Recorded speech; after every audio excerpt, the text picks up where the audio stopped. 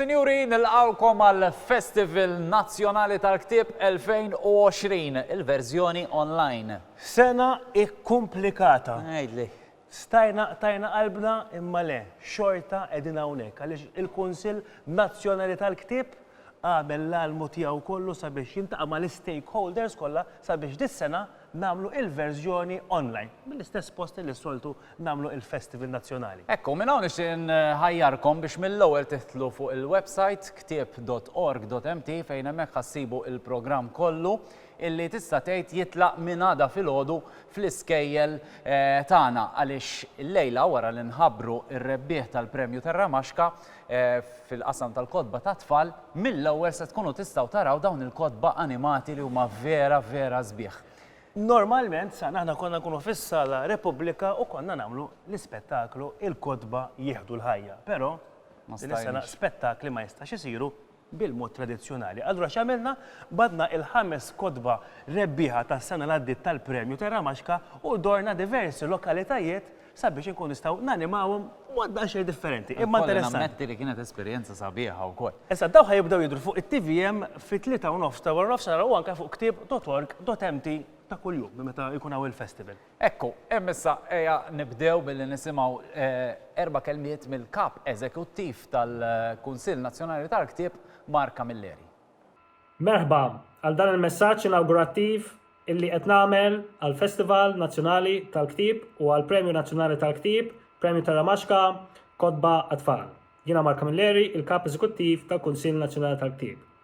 Nilqakom għal din iċ-ċeremonja inawgurattiva u grazzi ħafna tal-attendenza tagħkom minkejja illi l-inaugurazzjoni u l-festival qegħdin jittellaw f'ċirkostanzi kompletament differenti. Ċirkostanzi fi sfond ta' pandemija u anke fi kriżi ekonomika kbira fejn l-attivitajiet soċjali ma jistgħux isiru u bekk qegħdin isiru online fuq l-internet. Din kienet qabża li kellna nagħmlu b'diffikultà, b'soba, imma li kellha ssir bil-fors. Nisperaw u anka grazzi għax-xogħol tat-tim tal-Kunsill Nazzjonali tal-Ktieb, ix-xogħol kbir li jagħmel it-tim tal-Kunsill Nazzjonali tal-Ktieb, nisperaw illi il-festival xorta waħda ikollu is-suċċess kummerċjali u kulturali li kien ikollhom l-edizzjonijiet tal-festival ta' qabel. Jiena nixtieq ngħaddi messaġġ ta' tama u ta' kuraġġ il-pubblikaturi l-awturi ma taqtax qalbkom minkejja żminijiet diffiċli ħafna, vera ma tantx kellna żminijiet daqshekk diffiċli forsi tul il-ħajja tagħna tul daw is-snin kollha ġifieri. Huwa mument storiku diffiċli għal kulħadd. Speċjalment imma l-industri bħal tagħna, l-industrija tal-kultura, l-industrija tal-publishing, l-industrija tal-pubblikazzjoni, l-industrija tal-kotba. Taqtax qalbkom, xorta l-ktieb jibqa' l-iktar għodda importanti għall-edukazzjoni u l-iżvilupp intellettwali tal-individwu tas-soċjetà. Ġifieri, l-industrija tal-kotba mhijiex ser titlaq. Ħatibqa' hekk minkejja d-diffikultajiet, taqtax qalbkom, il-kwalità ta' kotba fil-Premju Nazzjonali tal-Ktieb, Premju Terramaxka huma kwalità ta' kotba eċċezzjonali. Il-premju jirrifletti dan. Ħafna kittiba u pubblikaturi li qed jagħmlu xogħol impeccabbli. Nawgura kull suċċess ir-rebbieħa u anke dawk li ma rebħux, nawgurawlhom ukoll ma jaqtgħux qalbhom, ikomplu għaddejjin, għandna industrija sabiħa minkejja d-diffikultajiet u jkun ħasra illi nitilfuha. U l-industrija magħmula min-nies, ġifieri sakemm jibqgħu ġejjin in-nies u jagħmlu x-xogħol jikkontribwixxu għal din l-industrija se tibqa' għaddejja. Jiena nawgura li jkollkom festival suċċess. Dan mhux se jkun l-aħħar festival żgur, ġifieri ma kienitx għażla li ma nagħmluhx il-festival għamilnieh xorta minkejja d-diffikultà, minkejja ċirkustanzi. Ġifieri is-sena d-dieħla nittamaw li l-festival ikun jista' jerġa' jiġi lura fil-forma fiżika tiegħu. Grazzi ħafna. Nawgurakom l-Isbaħ Festival, nawgura wkoll mill-ġdid ir-rebbieħa tal-Premju Nazzjonali tal-Ktieb, Premju Terramaxka Kotba Tfal. Grazzi mill-ġdid. Grazzi ħafna Mark u bħal kull sena, qabel ma nibdew bil-premjiet ta' din is-sena, niftakru ftit f'dawk il-kodba illi s-sena għaddiet rebħu. Ekku, aħna kena esperienza sabiħa ħafna, għax kif ednilkom dawn il-kodba kollha ħriġna barra u interpretajnihom mat-tfal. Però llum ħanaqraw il-ktib Amina ta' Antoinette Borch illi kien ir-rebbieħ tal-etajiet ta' bejn 13 u 16 sena. U għatkun qed taqraħolna Antonella Aksisa. Se naqralkom silta minn Amina ta' Antoinette Borch, mill-kapitlu 29. Il-karozza ddur mal-biru flok tibqa' sejra, iddur lawn. Jien maqbuda bejn il-biża u l-kurżità. Id-dawl qawwi tal-karozza jammixni għal-mument, imma kif nerġa' niffoka, ilmaħ il-profil ta' wiċċ familjari naħa tal-passiġġier. Il-karozza tersaq mal-ġenb ieħor ta' triq u tieqaf. M'għadniex nibża, imma għandi iktar kurżità u daqsxejn sens taħtija wkoll. Ħrabt mill-kamp. Light party ta' nkwiet erġajt. Issa żgur għal barra. Fredu, kif irnexxilkom issibuni hawn? Il-mistoqsija tiegħi għadha tistenna. Fredu ġej lejja wara s-sewwieq tal-karozza. Qed narfu, in-nannu ta' Gianluca. It-tnejn qed jersqu lejja b'ċerta rabja, ċerta urġenza. Gravi dit-darba. Sorry Fredu, ma nafx tani. Kelli bżonn noħroġ, tlaqt nimxi u wasaltaw. Issa kont qed nistrih ftit u kont se naqbad it-triq lura. Fredu u s-sur Kannataċi qed iħarsu madwari. Ishom qed ifittxu xi ħaġa oħra u mhux lili. Fredu, x'ġaralek? Kellimni. Kif kontu tafu l-qeda White? Fredu jibqa' ma jgħid xejn. Issa tnejn li huma qed iħarsu lejn il-borża ta' drab li għandi f'idejja. Sabitu, jimbaħ is-sur Kannataċi. Inħossni skomda u nipprova nitwi l-borża bħal maktur. Jersaq is-sur Kannataċi u jaħtaf il-minidi. Nifferoċja, tieli dik tiegħi. Naqbes għal fuq biex nerġa' niġbidu lura, amma jiġi Fredu minn warajja u jaħtafni minn dirajja tnejn. Fredu, bil-kemm niflaħ il-lissen dak li sem. F'daqqa waħda inħossa marrit l-vuċi u marrit l-ftit saħħa li kien baqali. Hawn xi ħadd li nista' nafda jien f'din id-dinja. Dan mhux il-Fredu li sirt naftu l dawn l-aħħar ġimgħat. Fredu qatt ma jġib ruħu hekk. Laqqas kieku rrid. Ma nistax naqbad nagħti u nissara biex naħrab mill-ħatfa sikkata ta' jdejh. Is-sur Kannataċi idaħħal idu fil-borża u bħalma ġara lili xi 10 minuti ilu isiba vojta. Wiċċu jbaqbaq jimmira lejja. Fejn hu li kien fiha? Ma kien fiha xejn. Mara jekk hux se nemnek, x'kien fiha? U fejn għamiltu issa? Qed ngħidlek ma kien fiha xejn. Ma kontx qed nistenni għad-daqqa bil-maqlub li fajjar li ġew wiċċi. Notor lura u l-pis tiegħi jilqgħu Fredu li għadu qed iżommni minn dirajja. Mhux hekk, Sur George, jaħtfuh jil żgħir mill-Fredu li kont naf. Naħseb li libes ċurkett għax qed inti hemm qdem mar-rokna ta' xofti. Veru, Fred, ma kien fiha xejn. Lil dak il-bal ta' qudiemi mhux sa nkellmu iżjed. Fejn sibta? Jgħid leħen Fredu ftit il-bot minn widnejja. Hemm ġew, ngħidlu, u nagħmel sinjar brasi fid-direzzjoni tax-xadba. Qed niġi ftiegħi bil-mod. Nibda nikkalkula l-angoli u d-distanzi biex naħsdu f'daqqa u naħrab. Naħrab fejn? Ma nistax imur lura l-kamp issa. Naħseb l-aħjar inti għalejn il-kunvent tas-Sorjiet, fit-triq bejn Selmun u l-Melliħa. Sakkara fil-karozza, ħanidħlu naraw naqra xaw, għal is-sur Kannataċi. Fredu jibda jmexxini lejn il-karozza. Irrid nara kif se naħrab, malajr. Jekk nerħila lejn il-kunvent, ikolli vantaġġ żgħir ta' ħin sakemm idawru l-karozza l barra, ma mhux wisq. Le. Bot wisq dal-kunvent. Bil-karozza jlaħqu miegħi żgur. Aktarx qabel ma nkun wasalt ħadien il-kappella. Fejn istaħba m'hawnx. X'se nagħmel? Dik kienet silta minn Amina u nispera li qabbatkom kurzita biżżejjed biex tmorru, tixtruh u taqrawh. Grazzi. Grazzi Antonella, kemm brava u vera ktib sabiħa Amina, rawh. Però issa ejja ħanaddu għar-rebbieħa ta' din is-sena. Ejja naraw din kategorija l-ewwel waħda. U l-ewwel kategorija hija ta' xogħlijiet oriġinali kodba għat-tfal sa' 7 snin. Ekku, u dawn huma il-kodba illi ġew nominati f'din il-kategorija. Narawhom ftit. Tikka poezija għall-ewwel u t-tieni sena ta' Klera Zoppardi, Merlin Publishers, il-lukanda ta' Martina ta' Antoinette Borch, Merlin Publishers, Mikelin ta' Sandra Healy Vassallo, Merlin Publishers. U rebbieħ ta' din il-kategorija jew i Mikelin ta' Sandra Healy Vassallo, Merlin Publishers. U aħna issa ħaninaqdu propjament ma' Sandra li għarrebbieħa ta' dan il-premju biex naraw x'għandha xi tgħidilna. Mela, l-ewwel qed nixtieq nibda billi nirringrazzja ħafna lil Merlin, lil Chris talli emmen fija ħafna u fl-istejjer tiegħi. Lil Kristina Ketkuti tal-editing tal-ktib, lil Pierre tas-setting u nixtieq nirringrazzja wkoll lil Susanna Rumis tal-illustrazzjonijiet veru sbieħ tal-ktib illi qabdu l-essenza ta' Mikelin kif kien ġo moħħi. Mina ferħana ħafna u emozjonata ħafna li jirbaħt dan il-premju. Dan il-premju huwa wkoll naraħ bħala qed jissimbolizza wkoll il-tfal, il-kuntatt li kelli ma' tfal meta kont imur fl-iskejjel, anki b'Mikelin, għax Mikelin laħaq dar ċertu skejjel imma mbagħad ħabba l-pandemija kellna nifqu. U veru jiena inħoss in-nuqqas illi niltaqa' ma' tfal u nismagħhom u jkellmuni.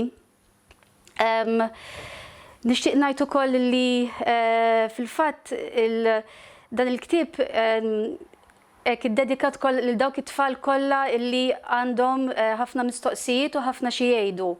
U nixtieq li nisimgħu lit-tfal u li nikkomunikaw magħhom ma tkunx buzzword biss, imma tkun essenzjali u tkun naturali daqs in-nifs, għax wara kollox il-ħajja hija magħmula li tieħu n-nifs imma wkoll li tikkomunika ma' ħaddieħor. Nixtieq ngħid ukoll grazzi lill-familja tiegħi, lir-raġel Pier u l-tfal Najel u Mireja tal-kritika tagħhom, tal-għajnuna u tas-support tagħhom dejjem. U nixtieq nagħlaq billi nirringrazzja l dawk kollha li b'xi mod anki tawni kummenti fuq il-ktieb u għenuni u jinkoraġġuni wkoll biex inkompli nikteb. Grazzi ħafna. U prosa kbira terġa' tmur għal Sandra hawnhekk u nistgħu morru naħseb għal kategorija li jmiss mhux hekk? Tlaqna. U l-kategorija li jmiss hija xogħlijiet oriġinali kodba tfal tal-etajiet bejn 8 u 12 sena. Ekku, u dawn huma il-kodba illi ġew nominati f'din il-kategorija. Arlekin Isfar ta' Roberta Bajjada, Merlin Publishers. Niki Farrugia, ir-raġel tal-ħadid ta' Antoinette Borch, Merlin Publishers. Id-dar ta' faċċata ta' Carmel Borch, Merlin Publishers. Irvin Vella, investigatur virtuali ir-raba' ktieb, il-każ Stella Maris ta' John A. Bonello, Merlin Publishers. L-istorja ta' Sepp it-tieni u ta' Sepp l-ewwel ukoll tal-Jen Ellul, Merlin Publishers. Noe u l-iskojjat lu Blakwiet tal-Jen Ellul u Stephanie Buġeja, Merlin Publishers. Qabża f'dinja oħra mill-klassi ta' Miss Ambrosja Pulis kif tarani Pinġini ta' Audrey Friġġieri, Merlin Publishers. In-nanna se u l-falkun ta' żewġ tirjus ta' Kenneth Gauci BDL Publishing. In-nanna se u Trullu ta' Kenneth Gauci BDL Publishing. U l-ktieb rebbieħ ta' din il-kategorija u l-istorja ta' Sepp it-tieni u ta' Sepp l-ewwel ukoll tal-Jen Ellul, Merlin Publishers. Ekku vera ktieb ħelu mimli sticky notes kif jgħidu l-Ingliżi minn dawk il-noti li twaħħalhom. Imma nisimgħu Lien x'kella xi tgħid x'inħadet il-premju. Din tal-lum sorpriża sabiħa ħafna.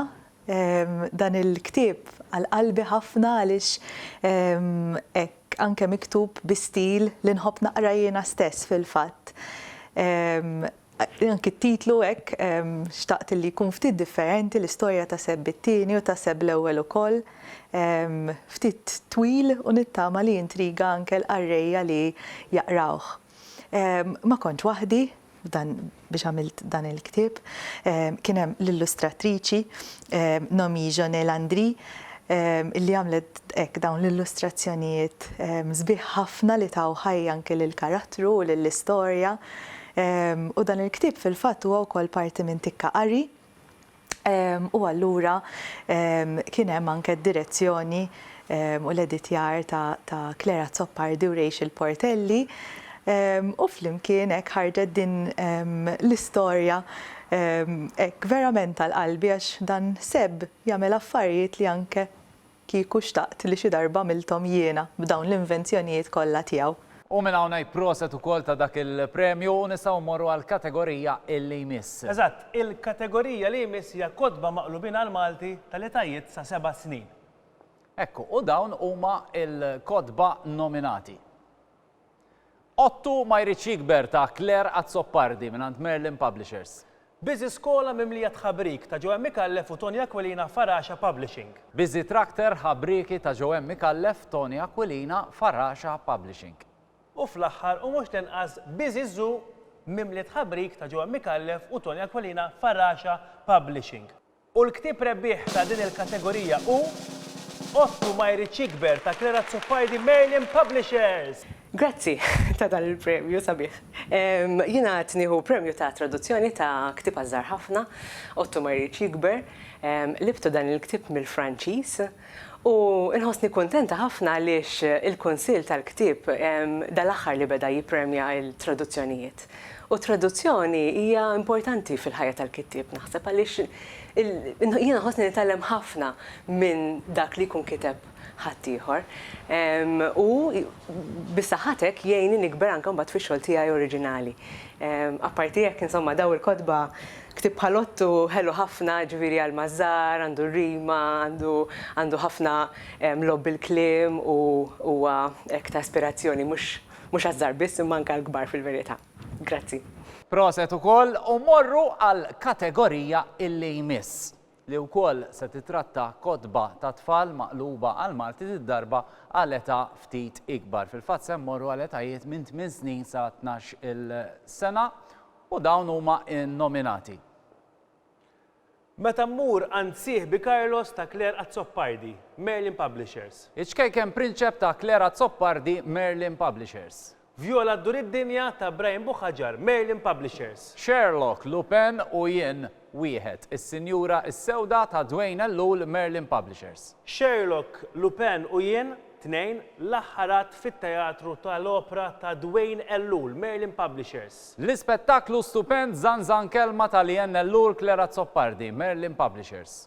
Miliet imħawwat ta' George Mallija, Merlin Publishers. U l-ktieb rebbieħ ta' din il-kategorija u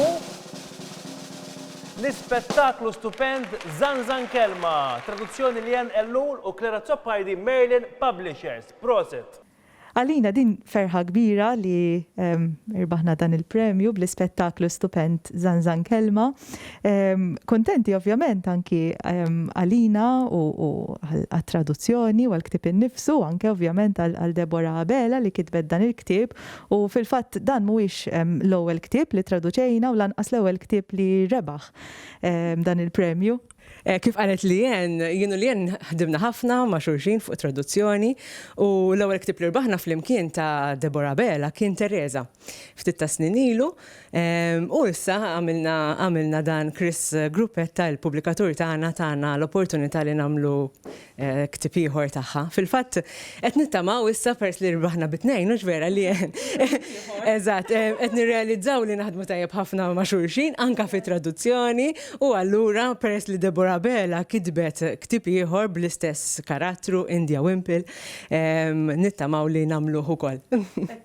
Grazzi ħafna lill-Kunsill li jafdana u anke jippremja xogħol ta' traduzzjoni. Tajjeb, u nistgħu mmorru għal kategorija illi imiss, darba ħammorru fuq kodba maqlubin għal Malti ma' minn etajiet ta' 13 sena sa 16 il-sena. U dawn huma il-kodba nominati. 0 ta' Luigi Ballerini, John A. Bonello ta' Merlin Publishers. U l-ktieb rebbieħ ta' din il-kategorija u 0 ta' Luigi Ballerini, traduzzjoni għal Malti John A. Bonello, Merlin Publishers. Kuntent ħafna li rbaħt dan il-premju, speċjalment għal fatt li huwa premju għal ktieb li traduċejt mill-Taljan għal Malti. U kien proċess li ħassejtu itqal minn kemm ħsibt li ħajkun, fis-sens li rrid li x-xogħol li joħroġ fuq l-iskafef ikun l-aħjar possibbli. U għalhekk dan il-premju ħossni onorat ħafna u wkoll rikonoxxut li x-xogħol tiegħi intlaqa' tajjeb. Nirringrazzja l-Kunsill Nazzjonali tal-Ktieb. Grazzi John, u issa nistgħu ngħaddu għall-aħħar premju li huwa premju speċjali. Għaliex dan ħajmur għand pubblikatur. U l-kategorija hi tal-aħjar produzzjoni ta' ktieb bl-isbaħ dera.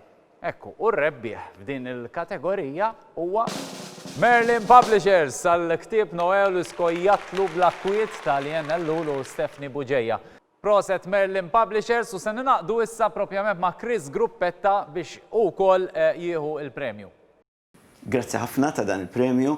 Il-premju tal-aħjar produzzjoni ta' ktieb dejjem huwa għalina speċjali ħafna, ovvjament għax f'kull ktieb li nagħmlu, mbagħad speċjalment kodba tfal fej ikun hemm ħafna illustrazzjonijiet, ħafna xogħol grafika importanti, jirrikjedi ħafna xogħol nagħtuh nippruvaw nagħtuh ħafna attenzjoni. Ġifieri li nirċievu premju propju għall produzzjoni ta' ktieb għalina tfisser xi ħaġa vera speċjali. U mbagħad partikolarment għal dan il-ktieb li huwa parti minn sensiela fuq realtajiet u diżabiltajiet differenti fejn jidħlu tfal hawnhekk dan huwa fuq l-ADHD, ġifieri li ġie rikonoxxut anke għal produzzjoni tiegħu ktieb importanti hekk jagħmilni doppjament kuntent. Grazzi ħafna.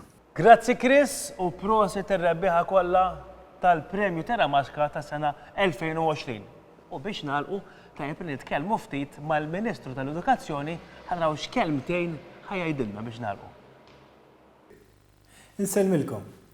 Nirringrazzja lill-Kunsill Nazzjonali tal-Ktieb tal-opportunità sabiex ninawgura l-Festival Nazzjonali tal-Ktieb li din is-sena ser ikun qed jitgawda b'mod virtwali. Il-Festival Nazzjonali tal-Ktieb huwa l-ikbar ċelebrazzjoni tal-ktieb fil-kalendarju kulturali Malti. Mingħajr restrizzjonijiet biex tillimita n-numru ta' reġistrazzjonijiet minħabba limitazzjoni ta' spazju, din l-edizzjoni se tara il-popolazzjoni studenteska kollha ta' Malta u Għawdex potenzjalment tibbenefika mill-attivitajiet kulturali u divertenti online tal-Festival tal-Ktieb ta' Malta 2020. U jkollha l-possibilità li tixtri ktieb online mingħajr ebda spiża żejda għall-familji tagħhom. Nifraħ lit-tim tal-Festival Nazzjonali tal-Ktieb talli adatta l-festival tradizzjonali għall-internet bil-għan li jagħti l-istess livell ta' esperjenzi bejn qarrejja, awturi u pubblikaturi li l-komunità issa drat mill-Festival tal-Ktieb ta' Malta, iżda f'forma li tirrifletti l-aħħar gwidi u protokolli ta' sigurtà. Il-Festival Nazzjonali tal-Ktieb huwa okkażjoni tajba għall-istudenti sabiex jiżviluppaw ħiliet relatati mal-apprezzament tal-kotba u l-qari, il-kapaċità li jażlu ktieb tajjeb għalihom u ċ-ċans biex jiffamiljarizzaw irwieħhom mal-pubblikaturi u l-offerti tagħhom. La darba l-festival se jsir online, xtaqna nieħdu li nistgħu minnu biex inħaffu il-proċess transitorju tal-pubblikaturi għad-dinja tal-bejgħ online.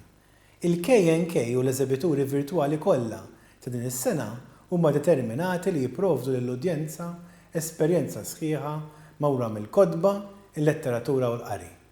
Mill-11 sal-15 Novembru, l-avvenimenti kollha l-adulti u għat-tfal se jkunu qed jixxandru b'xejn fuq il-paġna ta' Facebook tal-Kunsill Nazzjonali tal-Ktieb. Anke b'mod virtwali, nemmnu bi sħiħ li l-attivitajiet bil-parteċipazzjoni ta' awturi u pubblikaturi lokali u internazzjonali għandhom xorta waħda jwasslu is-sens ta' skambju f'komunità dejjem tikber ta' nies li apprezzaw l-ktieb.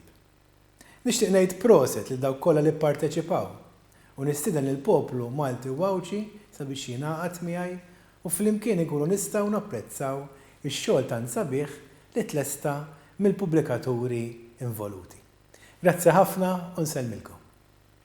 Grazzi Onorevoli Owen Bonnici u nirringrazzjaw lilkom ukoll tal-li kontu magħna. Ekku, u minn issa lem il-festival tista' tgħid li huwa miftuħ għalikom kull ma tridu tagħmlu mill-kumdità ta' darkom bis-sigurtà ta' darkom ukoll ma ħajġilkom xejn minn hemm. Tajjeb li ssibu screen viċin tagħkom fuq il-mobile fuq il-laptop tiħtlu fuq ktieb.org.mt u tgawdu il-programm varjat mimli kemm kittiba Maltin kif ukoll mistiedna minn barra li ħajkunu qegħdin jingħaqdu magħna kemm fuq il-paġna ta' Facebook kif ukoll fuq il-website. Issa, fuq TV hemm ukoll il-klips li għamilna jina u Sandru anka tar-rebbieħa ta' Terra Maxka ta' din is-sena ħajkunu qegħdin jintwerew fit-3 u nofs ta' wara nofsinhar minn għada sal-ħadd. Ekku, ġifieri għal dawk kollha li jħobbu l-kodba għandkom programm illi bħal kull sena huwa mimli daqs bajda. Sinjuri, ħudu gost taqraw u ħudu gost dak li għandna preparat għalikom. Inselmulkom.